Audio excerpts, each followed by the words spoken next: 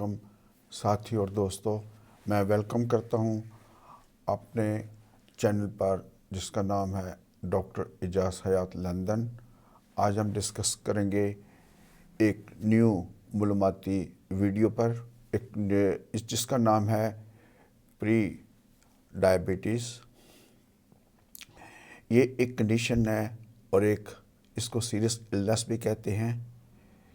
اس کو میں serious illness بھی کروں گا، لیکن اگر آپ کے ڈاکٹر نے یہ آپ کو بتایا ہے کہ آپ کو پری ڈائبٹیز ہے تو یہ گڈ نیوز بھی ہے۔ اب میں گڈ نیوز اس کے بارے میں کیا ہے وہ آخر میں بتاؤں گا، لیکن سب سے پہلے یہ بتاؤں گا کہ پری ڈائبٹیز ہوتی آخر کیا ہے۔ پری ڈائبٹیز کا مطلب ہے کہ یہ جو وہ کنڈیشن ہے جس میں جو شوگر آنے سے پہلے جو کنڈیشن ہوتی ہے اس کو پری ڈائبٹیز کا نام دیا گیا ہے۔ اس کنڈیشن میں کیا ہوتا ہے؟ اس کنڈیشن میں بلڈ شوگر کا لیول نارمل سے ہائی ہوتا ہے، لیکن اتنا ہائی بھی نہیں ہوتا کہ ہم اس کو کہہ دیں کہ یہ بلڈ شوگر ہے۔ یا اس کو کہیں جس کو ہم کہہ دیں کہ یہ ڈائبٹیز ہے۔ یہ ڈائبٹیز نہیں ہے، یہ پری ڈائبیٹک کنڈیشن ہے۔ پری ڈائبٹیز اس کا نام ہے۔ اب بات کریں گے، میں مثال آپ کو دیتا ہوں۔ فرض کیا آپ بلڈ ٹیسٹ کرواتے ہیں، آپ fasting level blood sugar check کرواتے ہیں اور اس کا لیول آتا ہے 100 سے 1۔ گڈ نیوز، اس کا مطلب ہے کہ آپ کو بلڈ شوگر نہیں ہے۔ اگر آپ کا بدقسمتی سے بلڈ لیول آتا ہے 126، 2 دفعہ فاسٹنگ بلڈ شوگر لیول جو وقفہ ہے 1 ہفتے کا اپارٹ، تو بدقسمتی سے آپ کو شوگر ہو گئی ہے، ڈائبٹیز ہو گئی ہے۔ لیکن اگر آپ کا بلڈ شوگر کا لیول ہے جو 100 سے لے کر 125 تک، تو اس کنڈیشن ہم کو کہیں گے کہ یہ پری ڈائبٹیز ہے۔ اب میں کیوں اس کو کہتا ہوں کہ سیریس کنڈیشن ہے؟ اس لیے میں کہتا ہوں، اس لیے کیونکہ اس کنڈیشن میں جو رسک فیکٹر ہوتا ہے، جس بندے کو یہ ڈیزیز ہے اس کو یہ رسک فیکٹر ہے کہ اس کو فالج ہو جائے، اس کو ہارٹ اٹیک ہو جائے، اس لیے میں اس کو سیریس کہتا ہوں۔ اب آئیں بات کریں کہ اس سے کیا ہوتا ہے۔ اس سے جیسے کہ میں نے پہلے بتا دیا، اس سے فالج بھی ہو سکتا ہے، اس میں ہارٹ اٹیک بھی ہو سکتا ہے، اس میں فل بلاؤن شوگر ڈائبٹیز بھی ہو سکتی ہے۔ ڈائبٹیز ایک انتہائی خطرناک بیماری ہے۔ جس شخص کو یہ ہے وہ اور اس کے بلڈ شوگر کنٹرول نارمل نہیں ہے، وہ ہائی ہے، اوپر سے وہ آپ کو لگتا ہے کہ وہ شخص بالکل نارمل ہے، وہ یہ بھی کہے گا میں ہر چیز کھاتا ہوں اور میں ہٹا کٹا ہوں، مجھے کچھ بھی نہیں ہے، لیکن روز بروز اندر ہی اندر وہ اپنی جو باڈی کے اعضاء ہیں ان کو ڈیمیج کرتا جا رہا ہے۔ وہ اپنے اعصابی نظام کو ڈیمیج کرتا ہے، وہ خون کی نالیوں کو ڈیمیج کر رہا ہے، وہ اپنے قوت مدافعت کو کم ہو جاتی ہے، اور اس کی جو مردانہ قوت ہے وہ بھی کم ہو جاتی ہے۔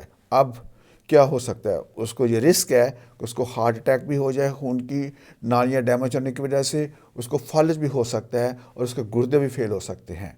آپ یہ مثال لے لیں، میرا ایک دوست ہے جو پروفیسر آف میڈیسن ہے، اس کو شوگر کی وجہ سے اس کے دونوں گردے فیل ہو گئے ہیں۔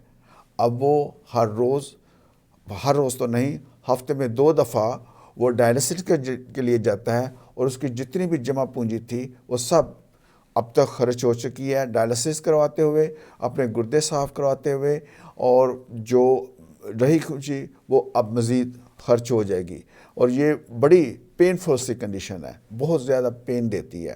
اب میں یہ کہنا چاہوں گا کہ یہ کتنی عام ہے، یہ کتنی کامن ہے۔ ایک اندازے کے مطابق امریکہ میں ہر 3 میں سے 1 بندے کو پری ڈائبٹیز ہے، اور 80% لوگوں کو پتہ ہی نہیں ہے۔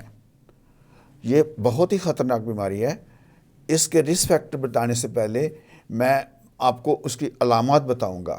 اس کی علامات کیا ہے؟ عام طور پہ اس کی کوئی علامت نہیں ہوتی، لیکن کچھ لوگوں میں ان کی سکن ڈارک ہو جاتی ہے جسم کے مخصوص حصوں میں، مثلا گردن میں، ایگزلا میں، بغلوں میں یا گروئن میں۔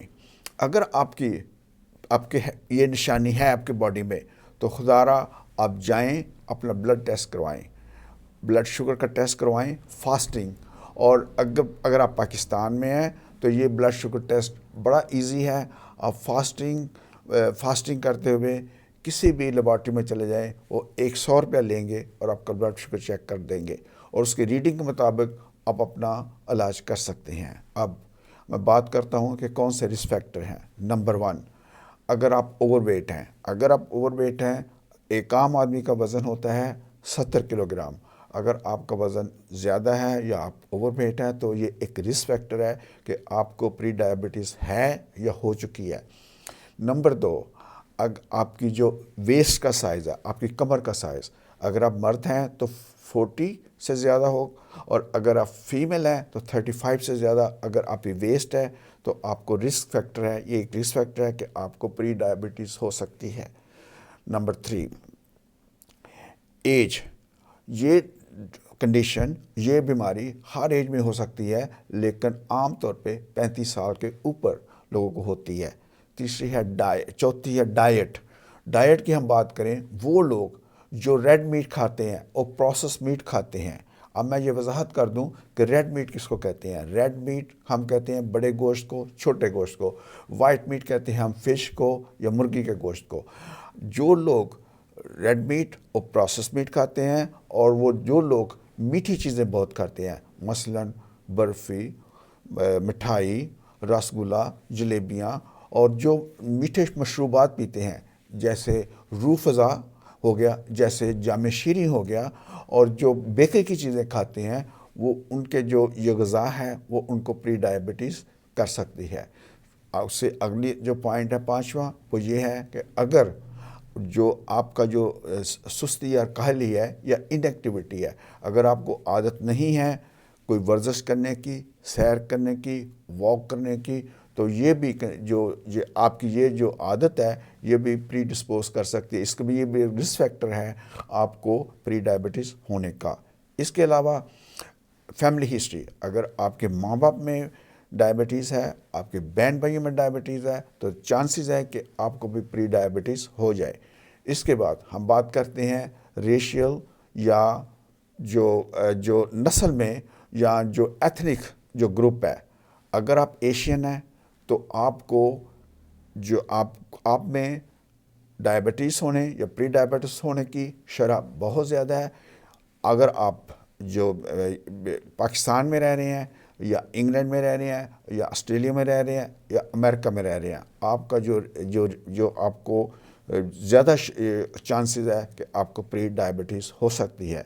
اس کے علاوہ اگر آپ عورت ہیں اور آپ کے جو پیریڈ ہے وہ ارریگولر ہیں اور آپ ڈاکٹر کے پاس جاتی ہیں، ڈاکٹر آپ کے الٹراساؤنڈ کرتے ہیں اور آپ کو بتاتے ہیں کہ آپ کو پوسٹلی سسٹک اوویرین سنڈروم ہے، تو اس کا مطلب ہے کہ آپ کو بھی پری ڈائبٹیز ہو سکتی ہے.